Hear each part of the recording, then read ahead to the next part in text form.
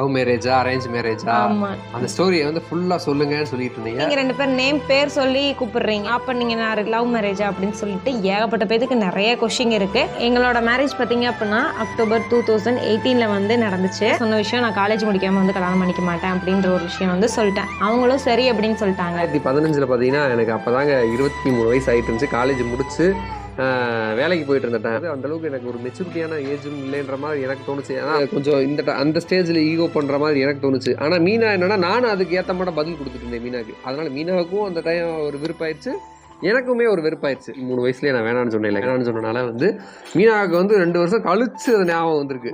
Phone பேச வேணான்ற மாதிரி தான் இருந்தோம். அப்புறம் என்ன இந்த பிள்ளை இப்படி ஈகோ பண்ணுது, நீ இப்படியே பண்ணிட்டு இருந்தா நீ டேட் ஃபிக்ஸ் பண்ணாலும் பரவாயில்ல, நான் வந்து மேரேஜ் கேன்சல் பண்ணிடுவேன் நானும் சொன்னேன். மீனாவும் அதே மாதிரி சொல்லிடுச்சு. பேசவே இல்லை சொல்லப்போனால். அப்படி இருக்கும்போது தான் ஒரு ஸ்டேஜில் வந்து 2 பேருமே இறங்கி வரோம்.